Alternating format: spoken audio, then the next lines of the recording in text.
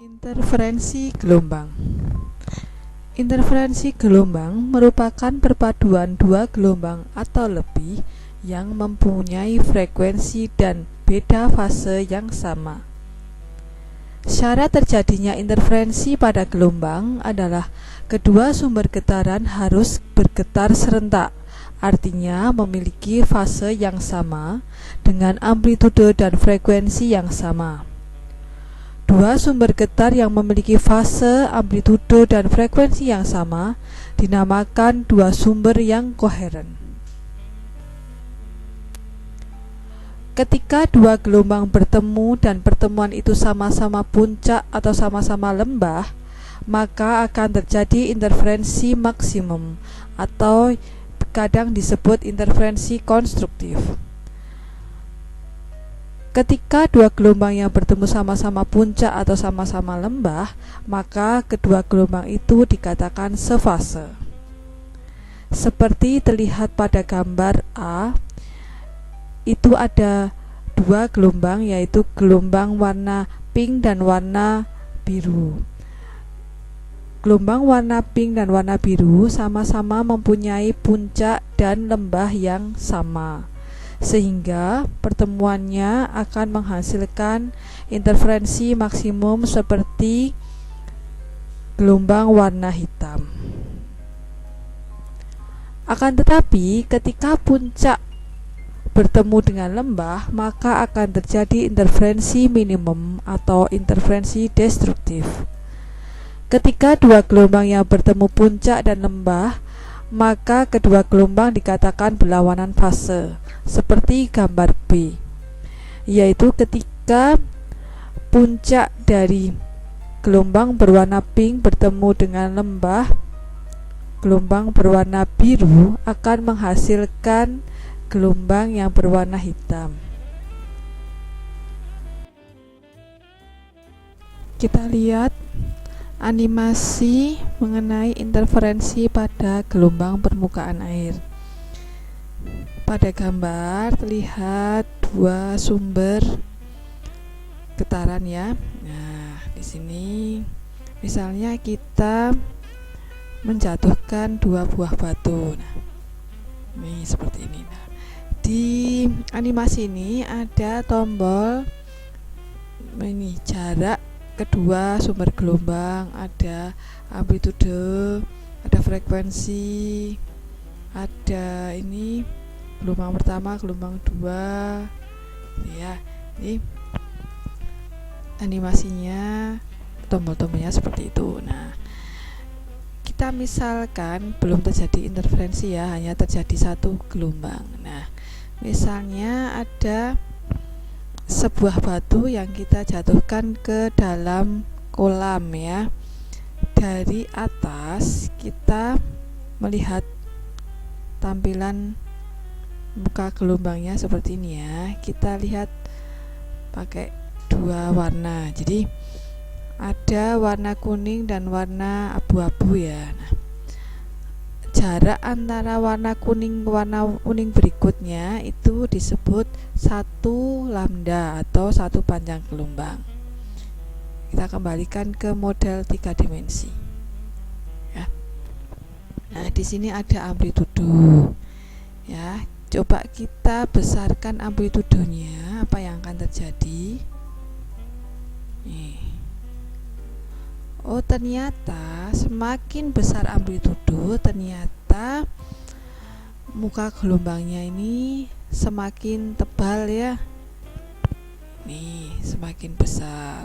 Coba saya kecilkan lagi. Ya. Dan ini juga ada tombol frekuensi. Kita lihat ini ada 1, 2, 3, 4, 5 ya. Coba kita besarkan frekuensinya, ternyata muka gelombangnya bertambah besar, bertambah banyak ya.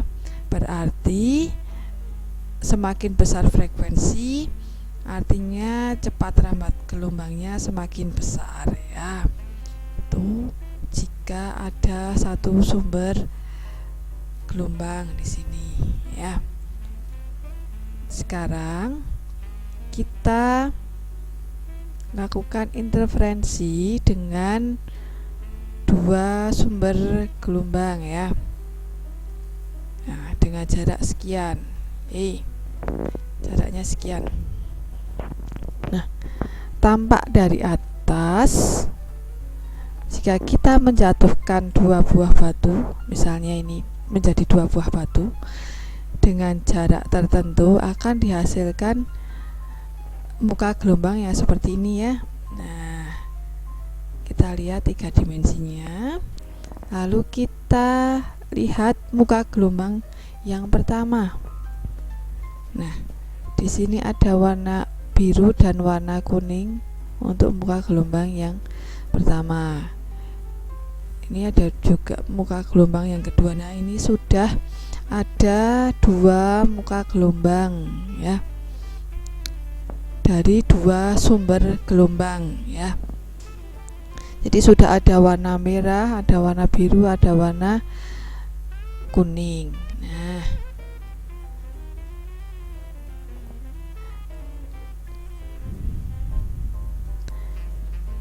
alur-alur yang seperti ini ya, kita lihat alur-alur yang seperti ini merupakan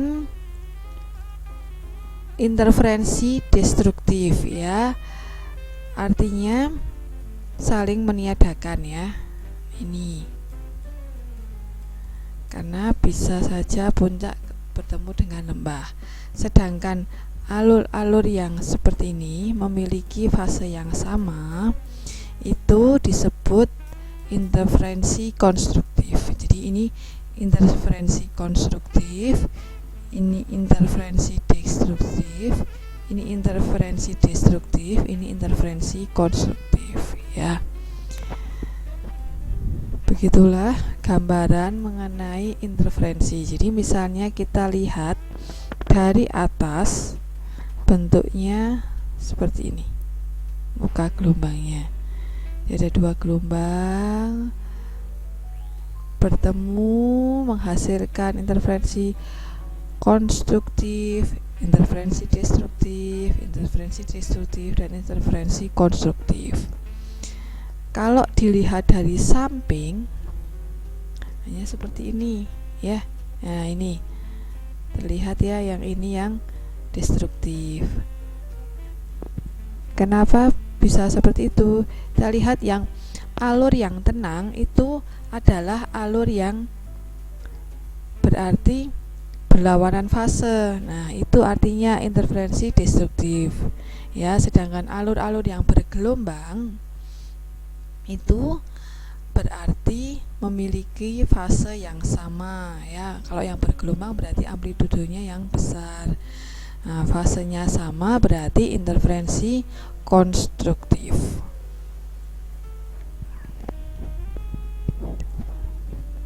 Ini kalau frekuensinya kita besarkan,